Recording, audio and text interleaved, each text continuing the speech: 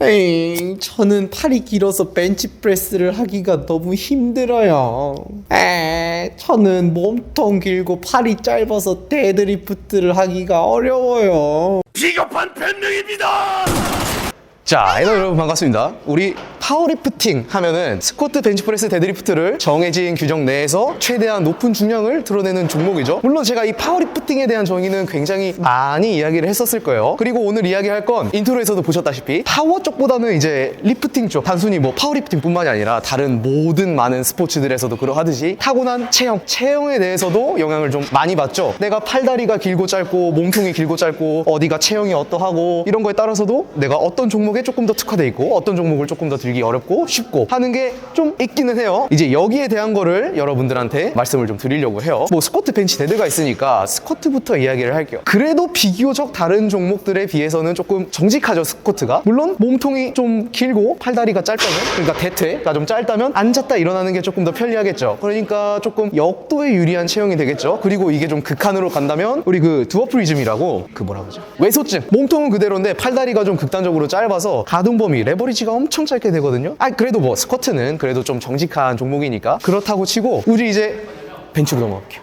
자, 벤치프레스로 넘어왔어요. 벤치프레스를 하기에 유리한 체형이 몸통이 길고 팔이 짧다. 사실 정말 그 체형상으로 놓고 보면 마냥 좋은 체형은 아니죠. 뭐 벤치프레스를 하는 데 있어서 몸통이 길면 이제 아치가 그만큼 크게 나올 수 있겠고, 팔이 짧으면 와이드 그립으로 잡으면 어때요? 가지고 오는데 굉장히 요만큼 슬쩍 움직이면 되겠죠. 대신 이렇게 반대로 이야기를 해보자면 내가 몸통이 길고 팔이 짧으면 벤치라는 데 유리하죠. 그럼 반대는 어때요? 내가 몸통이 짧고 팔이 길어요. 뭐 몸통은 그렇다고 쳐도 팔이 길면 그만큼 다른 사람들은 이만큼 왔다가 밀면 되는데 길면 어때요? 쭉 내려갔다가 그대로 쭉 밀면 한 2배, 남들 2배는 움직이거든요. 뭐 벤치는 이런 차이점이 좀 있을 수 있고, 그리고 마지막으로 데드리프트. 데드리프트는 벤치프레스랑 반대예요. 몸통이 짧고 팔다리가 긴, 그러니까 이른바 모델 체형이라고 하죠. 몸통이 짧고 팔다리가 길수록 데드리프트를 들어 올리는 게 정말 길잖아요. 팔다리 길면 이게 돼요. 근데 몸통이 길면 특히나 스모데드라고 했을 때 이게 그만큼 앞으로 쭉 드러나가야 되니까 똑같은 체형이라고 해도 들어 올리는데 힘을 더 많이 쓰겠죠. 이렇게 스밴드에서 이런 정도의 체형이 차이가 날 수 있는데,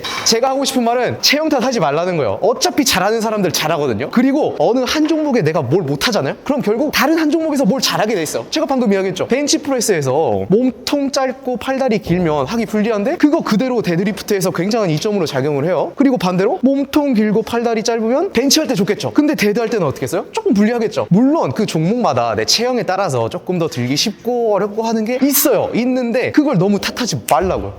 뭐 그래요. 탓할 수 있어요. 근데 대신 그러려면 여러분들이 정말 정상급의 끝에 가 있는 사람이라면 그럴 수 있어요. 제가 예를 들어서 몇 명의 선수를 언급을 해드릴 건데, 대표적으로 66kg급의 에디 베글룬드라고 스웨덴 선수가 있거든요. 이 선수가 스쿼트, 벤치, 데드가 1대1대1이에요. 이 선수가 벤치를 220kg를 들거든요. 개인 기록이. 데드랑 스쿼트가 거의 한 220에서 240, 50요래요. 그러니까 이 선수 체형을 보면 지금 이렇게 화면상에 나가고 있을 텐데 몸통이 엄청 길고 팔다리가 짧죠. 정말 아치도 엄청 크게 높고, 물론 이 선수는 그 역도를 어렸을 때부터 했다는 차이점이 좀 있기는 하지만 이 정도 체형이면 그래, 나 데드 하기 좀 굉장히 불리해 하면서 찡찡 댈 수 있어요. 그런데 그 정도 수준도 아니고 충분히 내가 월드 탑급까지 올라가지도 않았는데 그렇게 체형 탓을 해대는 건 저는 그냥 변명이라고 생각하거든요. 아니, 그 사람들이 그렇게 하는데 나는 체형 탓을 해도 되지 않느냐라고 할 수 있는데, 반대죠. 그 사람들만큼 퍼포먼스도 나오지 않고 그 정도의 기록도 나오지 않고 그 정도로 충분히 수준도 올라가 있지 않는데 체형 탓을 하는 거는 아직 해보지도 않고 난 이것 때문에 못해, 나 이것 때문에 안 돼, 이것 때문에 힘들어, 그냥 변명 늘어놓는 거밖에 안 된단 말이에요. 자, 그럼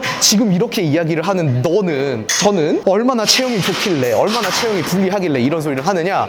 일단 요 전체 샷으로 보시자면 제가 160에 요 윙스팬이라고 해요. 요 엄지 끝쪽부터 끝까지 165거든요. 그러니까 160에 165면은 막 불리한 건 아니에요. 그렇다고 뭐 엄청 뭐 한 종목에 특별한 것도 아니고, 제가 사실 키가 작다 뿐이지 비율이 막 부족한 건 아니거든요. 물론 그 중에서도 제가 스쿼트를 유난히 잘하는 게 좀 튀는 게 있기는 하지만, 그러면 꼭 체형에 따라서 특정 종목을 못하고 잘하는 게 나오느냐? 꼭 그렇지도 않아요. 83kg급의 대표적인 두 가지 선수를 설명을 해드리자면 션 노리에가랑 러셀 오리가 있거든요. 일단 첫 번째로 러셀, 리프팅하기 굉장히 좋은 체형이에요. 몸통 짧고 팔다리 엄청 길고, 이 선수가 데드를 개인 기록으로 한 300, 한 4, 50 정도 들거든요. 컨벤으로. 근데 팔이 원책이니까 벤치하는 거 보면 진짜 보디빌딩 벤치를 해요. 굉장히 클로즈하게 내려가서 쭉 내려갔다가 남들 한 두세 배 밀고 올라오거든요. 근데 그렇게 들면서도 200kg를 들어요. 물론 스쿼트 대대에 비해서는 좀 약한 게 사실이긴 하지만 본인도 항상 언급을 하고.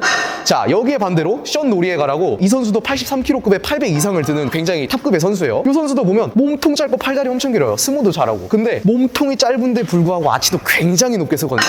팔도 엄청 긴데 그만큼 테크닉적으로 잘 이용을 해내요. 이용을 잘 해내는 선수고, 또 93kg급의 조나단 케이코라는 선수도 있는데 이 선수는 뭐 물론 그 트렁크가 조금 두껍다는 장점이 있기는 하지만 이 선수도 팔이 엄청 길거든요. 그런데도 불구하고 벤치프레스 시합에서 220kg씩 들어요. 월드 벤치프레스 기록을 가지고 있는 선수기도 하고요. 물론 당장 체형만을 놓고 보기에는 이 사람이 얼마나 오래 훈련을 했느냐, 얼마나 뭐 어떤 종목에 좀 더 열심히 할애를 했느냐, 어떻게 강하게 태어났느냐에 따라서도 조금씩 달라지기는 하지만 진짜 그 정도 급으로 완전 내가 끝에 끝까지 가 있지 않는 이상은 굳이 체형 탓을 할 이유가 없다는 거. 결국 하는 사람들은 알아서 잘 해요. 물론 체형에 따라서 확실히 조금 더 유리한 게 있고 조금 더 불리한 게 있을 수 있어요. 그런데 결국 그렇게 되면 플러스 마이너스에서 제로섬이란 말이에요. 내가 모든 3대 종목이 다 유리하게 잘했으면 나는 테일러 에드두가 되겠죠. 그러니까 완벽할 수 없는 거예요. 어딘가 내가 뭔가를 잘한다면 어딘가 뭔가에 약점이 있을 수밖에 없는 거거든요. 보통 일반적으로 내가 잘하잖아요. 그럼 재미가 있어서 많이 하다 보니까 더 잘하게 되고, 내가 뭐 못하잖아요. 그럼 못하게 되니까 재미가 없어서 덜 하게 되니까 더 못하게 돼요. 그걸 내가 잘한다고 많이 하고 못한다고 더 안 하게 버리면 못하는 건 더 못하게 되는 거고 잘하는 건 더 잘하게 되는 거란 말이에요. 그러니까 결국 못하는 거든 잘하는 거든 그냥 열심히 골고루 많이 해주시면 좋을 것 같고, 체형에 대한 건 제가 사실 이전부터 많이 다루고 싶은 부분이긴 했어요. 결국 뭐 이야기하는 건 체형 다 하지 마라, 약간의 불리함이나 유리함이 있어도 결국 그건 플러스 마이너스 제로섬이 되니까, 뭐 제가 아까 66kg급만 이야기를 했으니까 그래요. 변명되는 거 여러분들 어느 정도 선을 제가 좀 제시를 해드릴게요. 그래도 66보다는 그래도 리프팅을 하시는 분들이라면 7, 80kg 정도가 좀 많으실 테니까 여러분들 체중 70kg면 한 700 넘기면 그때부터는 나 체형 좀 안 좋아 뭐 이런 얘기 할 수 있어요. 그리고 여러분들이 한 80kg잖아요. 뭐 체급에 올라감에 따라서 그게 완전히 정비례하지는 않지만 80kg 돼요. 그러면 한 750에서 800 정도 넘어가지 않으면 굳이 체형 탓 할 필요 없단 말이에요. 어차피 꾸준하게 오래 하면 속도나 올라가는 게 조금씩 다를 수 있어서 잘하는 건 좀 빨리 올라가겠죠. 못하는 건 조금 느리게 올라가겠죠. 그렇다고 아주 이렇게 떨어진다거나 아주 이렇게 막 간다는 건 아니니까 그냥 꾸준하게만 열심히 운동 잘 해주면 좋을 것 같습니다. 우리 제가 이야기했죠. 파워리프팅은 스프린트가 아니라 마라톤이라고요. 우리 마라톤 꾸준하게 열심히 잘 달리면 결국 오래가는 사람이 승자 아니에요. 내가 아무리 지금 당장 안 늘어도 한 10년, 20년 하면 당연히 중량 늘 수밖에 없겠죠? 요거 잘 생각해 주시면 좋을 것 같고요. 오늘 영상 여기서 마무리를 좀 해보도록 하고, 영상 유익하셨다면 구독과 좋아요 부탁드리면서 저는 또 다음 영상으로 찾아오도록 하겠습니다. 그럼 엔바요. 체형 탓하지 맙시다.